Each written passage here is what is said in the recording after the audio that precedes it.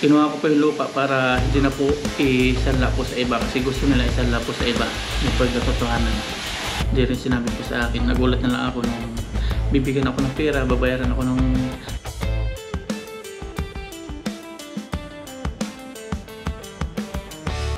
Yan, what's up mga papa? Magandang hapon po sa atin lahat mga papa. Yan, si Aya po. Nandito na po sa bahay. Out na Hello po everyone. Nag-i-study po siya ng kanyang bagong books. Anong books yan niya? Science? Opo. Science. Textbook. By Paul Andrew Tolentino. Dito si Mama Ryan. Busy na magluto. Bukas na po yan. So, tingnan siya mga paps. Hindi po siya marunong magsaing sa daliri. Pero bata ko, marunong ako, tapos nasanay na ako. Nasanay na ako. Ilan yung bigas? Ganun din. Dalawa. Ilan yun? Dalawa. Aray! Ito. Guys, ang dami pong crush ni Papa Raya. Ito si Aya. Bulong-bulong. Takal-takal. Ano po ito nasa bundok, no? Hindi, marunong ako nung nasanay na ako, nag-Maynila na. Ewan ko po bakit nagtakal-takal na ako. Tapos may adobo pa po tayo dito. Dito sa Pilipinas, hirap po mag-budget sa ulam. Pero dahil pa natin pwedeng bilhin ulam, pero nahirapan tayo. Experience na ni Papa Ryan. Ganun ulam ko, anong ulamin ko, anong bibilhin. Ngayon, ito po, hapunan natin. Meron po tayo itong ampalaya. Lalagyan po natin ng egg. Pinit ko na ito, tapos ko na sa ulo. Tapos ngayon, mag-iwan na po tayo ng mga ricado para sa ating ampalaya. Iwan na po tayo ng sibuyas. Nakakaiyak pero sa hapon pala, hindi nakakaiyak ang sibuyas. Sa umaga, sa tanghali, nakakaiyak. Hindi, ito ko lang po yun.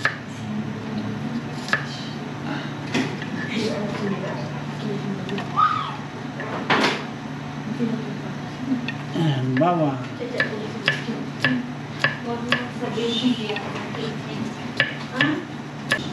Iwan na po tayo ng ampalaya. Kailangan po dito, maliit lang hiwa. Hindi masyadong malaki.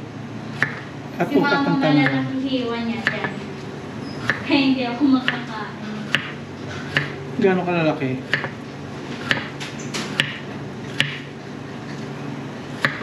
Hindi ganyan.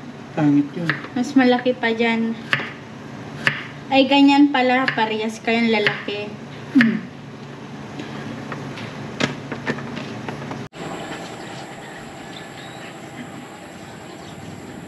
Papalubog na po yung araw. Ang bilis. Kani-kanina lang nagwawalis ako. Wala pang 1 minute. Bago ko kinuha itong GoPro ni Papa Ryan, lumubog na agad.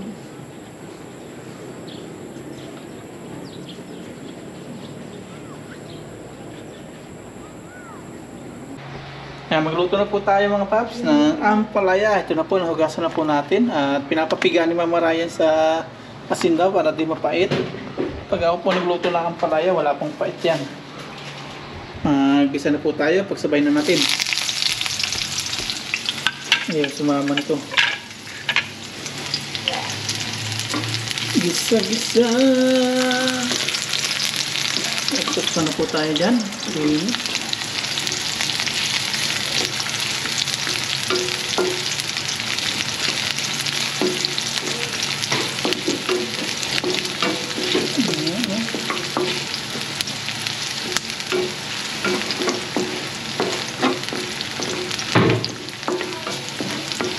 Pag nag-brown na po yung ating ricado, lalagyan na po natin yung ampalaya. Easy ito po kung ito mga 20 minutes lang ulam na po tayo. Yung aking magina, yun. Aya, yun. Yeah. Tama na. Maglalabas yung maraya ng aming binihisan. Kaya po lagi naglalaba si Mama Ryan kasi tatlo na po kami ditong nagpapalit ng damit. Tapos hindi lang po isang beses, isang araw kami magpalit. 2 times po, isa sa umaga, isa sa gabi bago matulog. Nagwawash po kami. Kaya bilis po dumami nung mga labahan ni Mama Ryan. Kaya ibang tataka ba't lagi naglalaba si Mama Ryan. Kasi ganun po kami, tatlo na po kami. Sa isang araw, 6. Every 2 days po naglalabas si Mama Ryan. drawing ko. Isa po yung maglalaban ng maramihan. Mapagod po yun. Tapos may pinapakita po dito si Aya. Ang galang talaga ng sulat ni Aya. Ganda-ganda. Tali-talino pa. Hindi ko po alam kung saan ito nagmana. Kung anak ko ba talaga ito.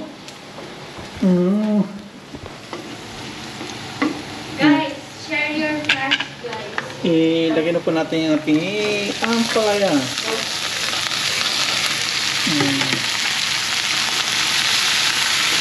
Yes, so.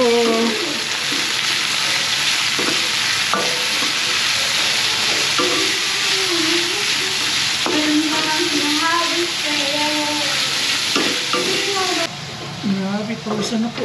Init.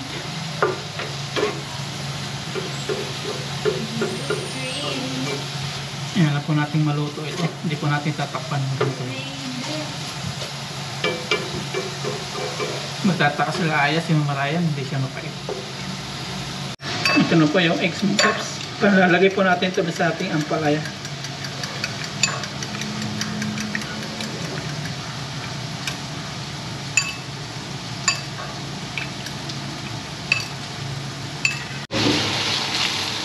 Lagyan po natin ng tuyo naman.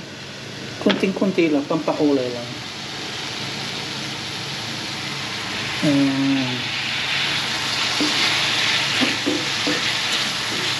Ala Paparaya recipe. Ang palayang may tuyo.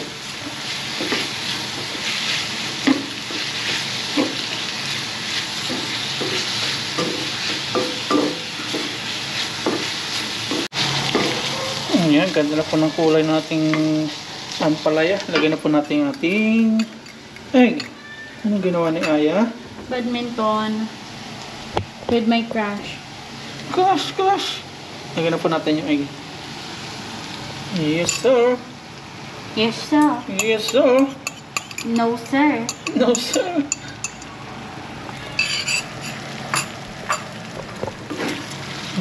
Favorite ni Aya. Egg. Laksan mo konti yung apoy yan.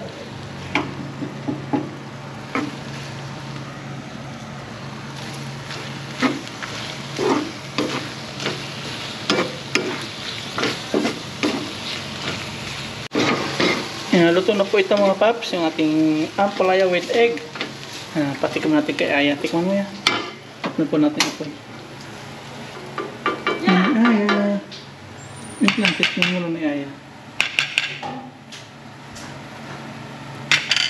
Please taste to my recipe. Okay? Maalat? Medyo mapait. Stop pa nga. Ano na yan? Halika. Wala. Tikman pa natin. Hindi ah. Mapait. Hindi. 5% na mapait. Simpait mo Iba nga pa. pala yung palaya dito kaysa sa Taiwan. Simpait ni Papa. Iba yung palaya dito. Sa Taiwan hindi mapait yung ampalaya. Mama, tikman mo yung ginawa ni Papa. Adobong ampalaya. Nilagyan niya ng toyo. Di maala yan. Hindi masyado. Ano naman, sigaw-sigaw na naman. Yan, maraming mga paps. Minsan akalain nyo galit, magsasalita. Yan pala, tikman mo. Pampait ng ampalaya, ma. Huwag mo nang tingnan. Hilaw pa? Malat? Pait. Natulala ka na sa... Hindi, aninanamnam ko Kung ganyan siya mag-take. Natulala sa... Yung luto ko. Gwapo ka daw kasi. Nasus! Pagpagpili papaya. Actually, medyo, Mamaya mo off yung exhaust. Sinasali na po ni Aya, kasya daw po doon sa lalagyan. Hindi, tingnan natin kung kasya. Walang tapon ha. ikaw na lang maglagay pa mainit. O diba kasha? I-flat mo lang kasi. I-flat mo lang. O diba kasha? O diba? Woman is always right. Para kasi mama mo always Not tight. boy. Okay, ulam na po kami. Kain na po tayo. Ito po yung ating pagsasaluhan. Meron pa tayong tirang adobong pork. Tapos may ampalaya po tayo niluto natin. Kasi si Ma'am Raya, kasama natin si Aya. Ma'am Aya to. Aya, kain na po tayo. Kain na po tayo, pero bago lahat, pray po muna tayo. Lord, maraming po salamat sa biyayang nasa meron po ngayon. Salamat po sa blessings na pinaglalob niyo po sa amin. At salamat din po sa pag-iingat na ginagawa niyo po kay Aya sa pagpunta sa kanyang school at uwi po dito. Salamat po sa lahat at Lord. Sa aming mga viewers, patuloy niyo po silang patumayan ng bayan. Ganun din po sa aming pamilya. Yun po po ngayon. Ngayon. Okay, sana. Hindi na pala ako nakapaglagay ng service. Oo, basta naman mo. Oo ah.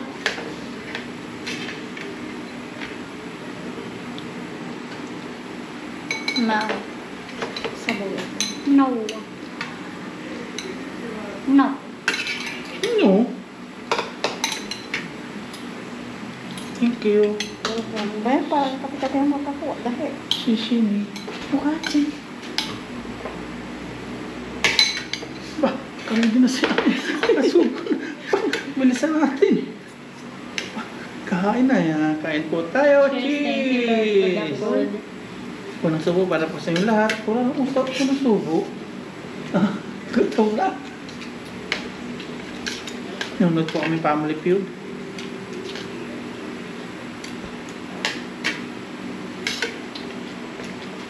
Yes, wala.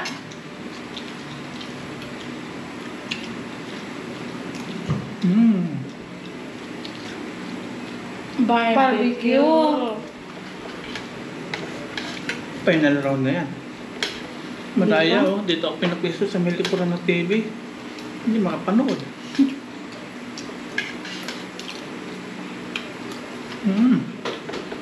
Ang sarap din ang luto ni Papa Adobo no. Haw-haw. Tuhaw. Lagi nang masama si Aya ng luto. Ang palaya, pangit din yan. Mapait. Iba po ang palaya dito sa Pinas kaysa sa Taiwan. Ano mas masarap pa? Dito or doon? Yun na. Mas gusto ko yung ang palaya maalat. Maalat. Napait. Maalat. Pilitin mo kumain ng palaya. May ang palaya puti dito. Sobrang pait. Hindi matabang yun. Dito. May iba nga dito ano. Masarap talaga pag kalamasa ang ano. Ano ba? Ginawang vinegar. Huwag yung tuka.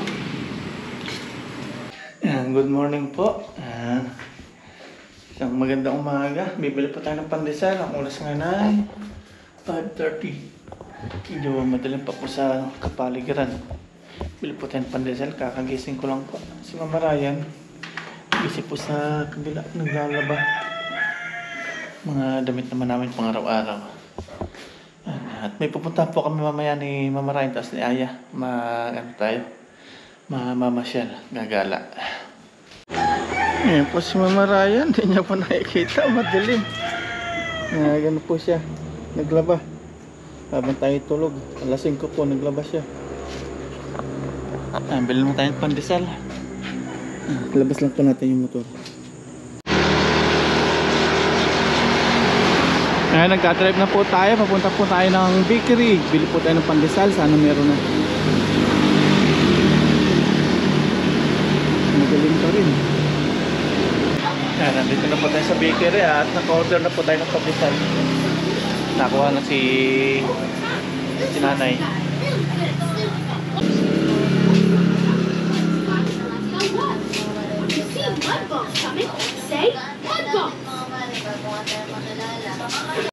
Pauwi na po tayo, nakabili na ng pandesal. Kapi-kapi naman tayo.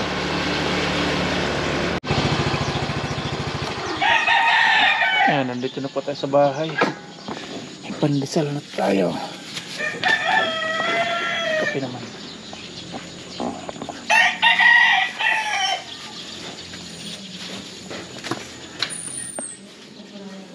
Ayun, si Mama Ryan.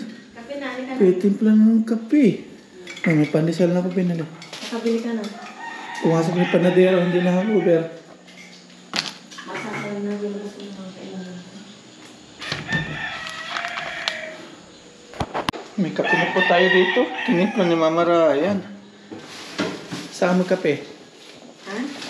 Saan ka magkape? Hindi po ako nagmulagin. Tunaw sa terrace na. Yan, nandito na po tayo sa terrace. At yun na po yung ating panisal, yung ating kape. Tapos masid-masid naman po tayo sa ibabaw ng terrace. Yan, ganda po ng kapaligiran. Ang tumitila ko yung manok, kape tayo. Yan, mainit tayong pandesal. Kaya po. Kape at pandesal po tayo. Saw-saw sa kape. Taas kagat. Sarap.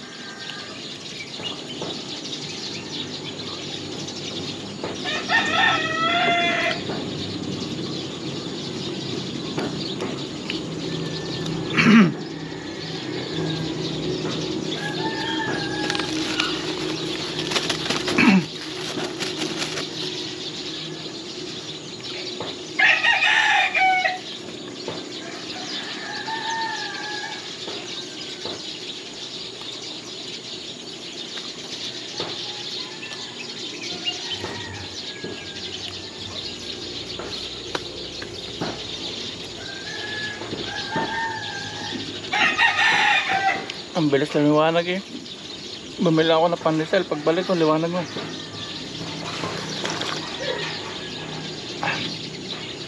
Napakabilis po ng araw. Pag ganito lang, pakapi-kapi lang tayo. Tuwing umaga sa terrace. Mahigit 1 buwan na po tayo dito sa Pilipinas.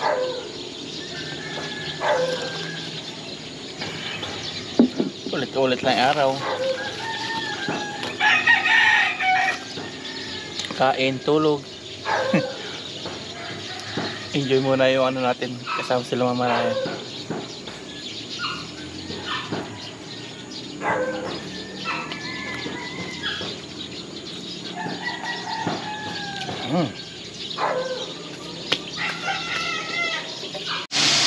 Nagkape na po tayo. Si Mama Ryan busy na po dito sa baba mag-prepare ng aming breakfast. Fine, rice loto. Kasi ito empty. Panoorin po sa vlog ni Mama Ryan. Ang kanya pag-prepare sa umagang ito. May hotdog pa. At may putol. Pupol. Nakaligo na po ako mga paps at magagala po tayo. Kaya lang yung mga kasama ko ayan pa. Hindi pa naman nagsisipag-prepare. Naligo na Si Aya, kagigising lang po ni Aya. Si Mama Ryan,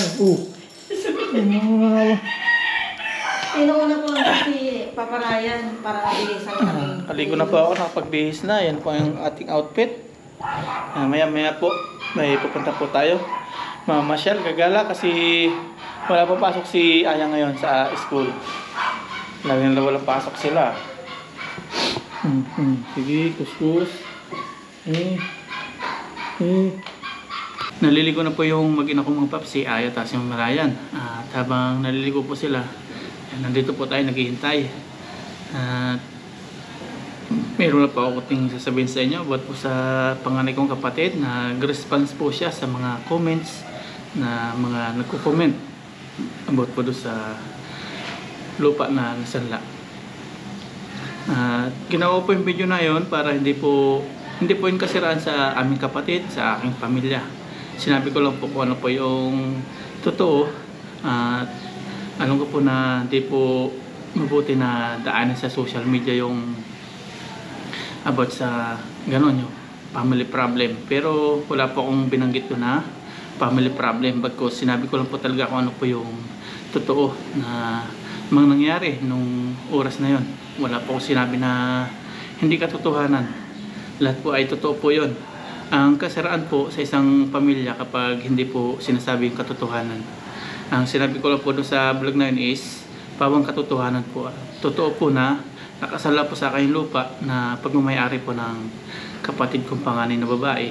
Yung pong lupa na yun is binili ng kapatid kong babae para ibigay po doon sa aking mama. Ito po na ito po. Nakalak. Ano mo ipapasok? Sige po.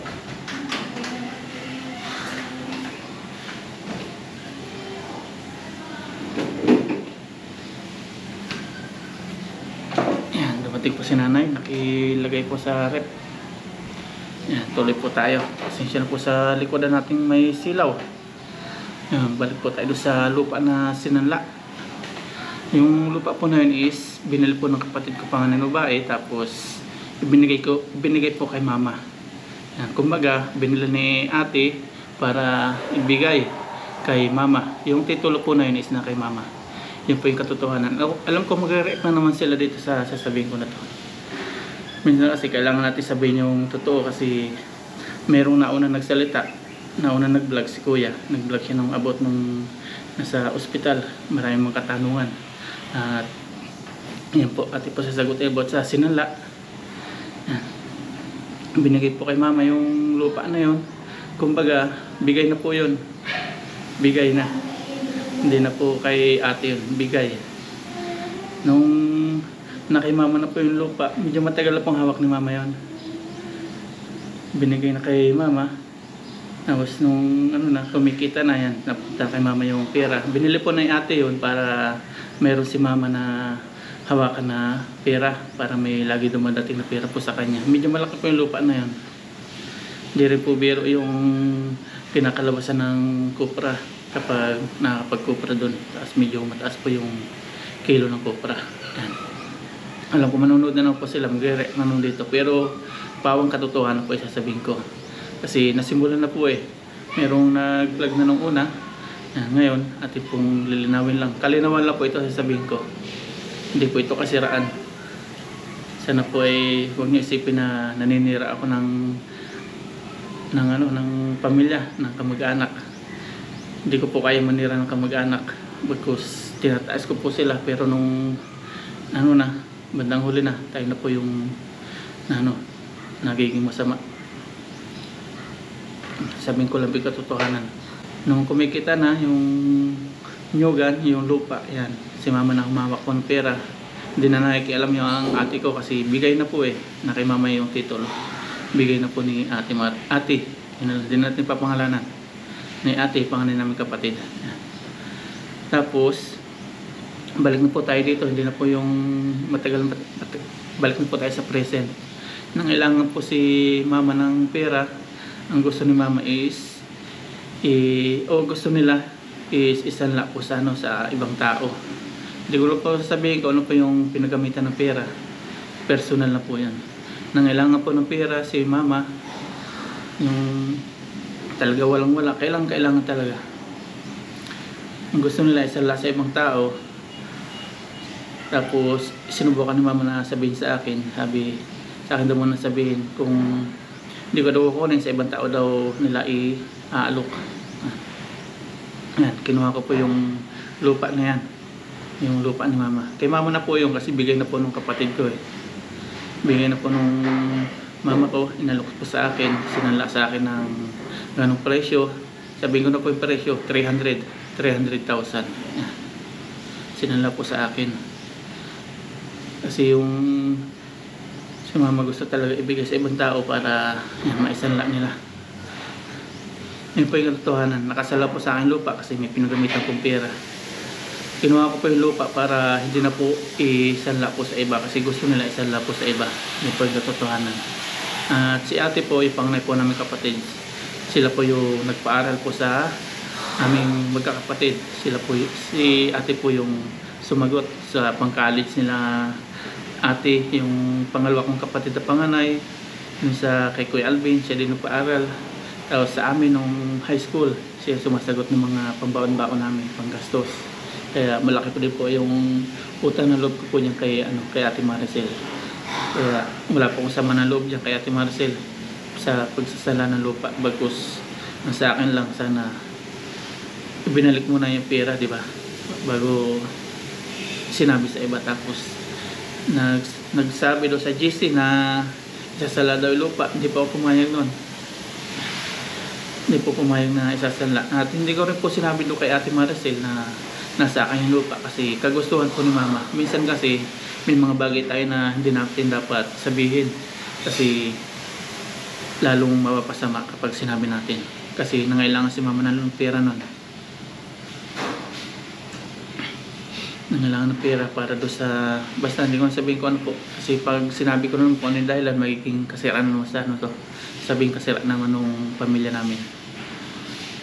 Nangailangan, binigyan po natin ng ganung halaga kung magkano yung kailangan, tapos yun. Tapos nung ano na yung ano, yung nahawak na natin yung ano, yung yugan ni mama, yung naging kaparte po natin is binibigyan din po natin si mama ng kaparte doon. Hindi po natin sinusulo. Pag may kaparte po tayo ng magkaano, bibigyan po natin. Pero hindi po kalahati kasi may pamilya din po ako. Hindi po natin kayang suluhin yung kay mama na lupa. Magre-react na naman sila dito. Hindi ko po hangad na makasira ito bagas yung ano, katotohanan. Totoo. Kasi nasimulan na eh. Dapat dito na po natin tapusin to, yung kalinawan. Kasi marami pong mga katanungan. Kasi may nagbalag si kuya na tinawagan si ate, yung aking ate na isasanlay lupa. Yun po yung nakasanla po sa akin na isinanla. Alam naman ni kuya na nakasanla sa akin, hindi ko alam po bakit naisipan na yun pa isanla. Hindi rin sinabi po sa akin. Nagulat na lang ako nung bibigyan ako ng pera, babayaran ako ng about sa bills ni mama.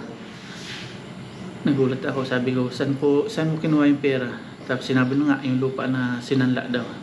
Tapos hindi ko po tinanggap. Sabi ko, sa kanila muna ate, pagtuunan muna natin ng pansin yung kay mama sa maintenance. Yan. Yun po yung katotohanan. Sinala po yung lupa sa akin kasi kinailangan po yung pera ni mama kaysa isanla po sa ibang tao.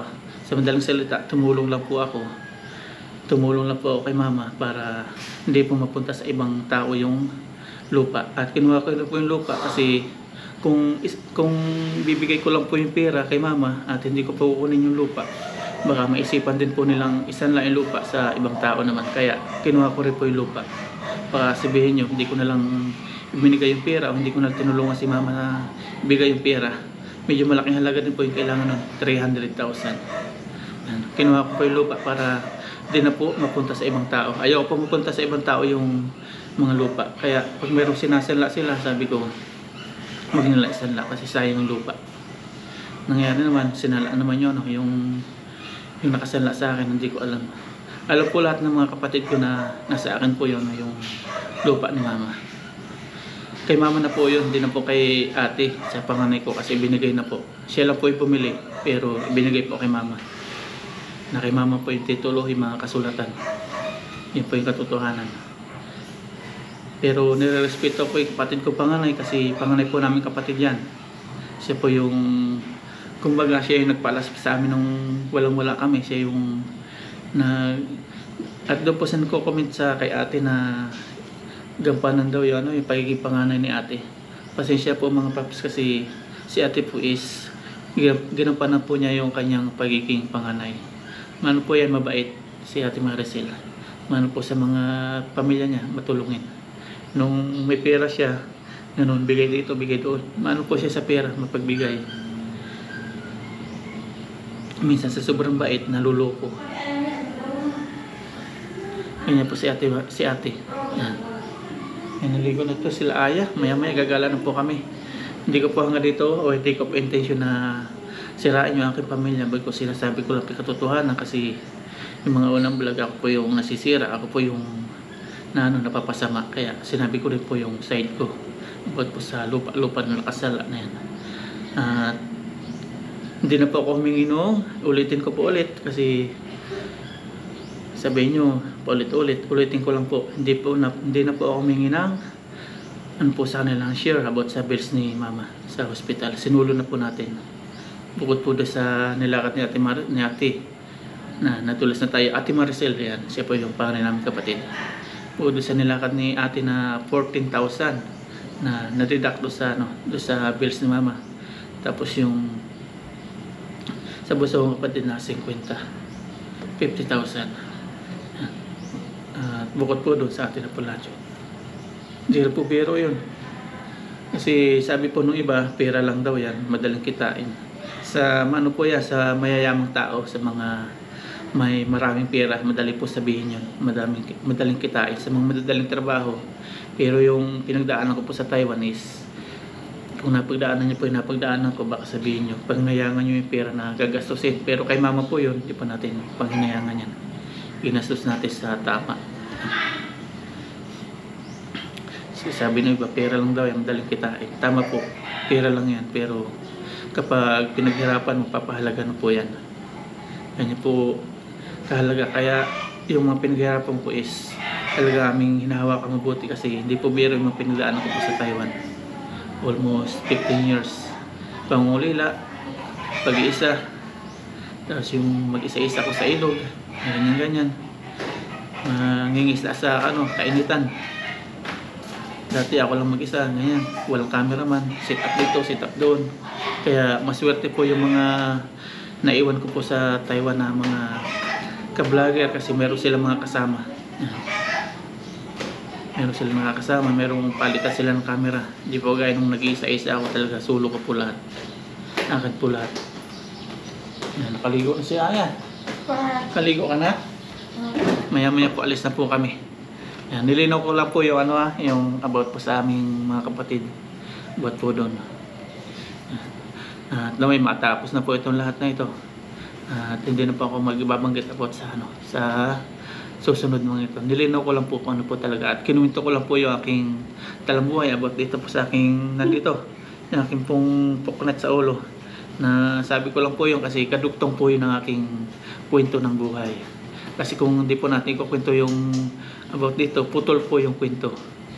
Sinabi ko lang po kung ano po talaga yung katotohanan. Wala po akong kasiraan na sinabi sa aking pamilya.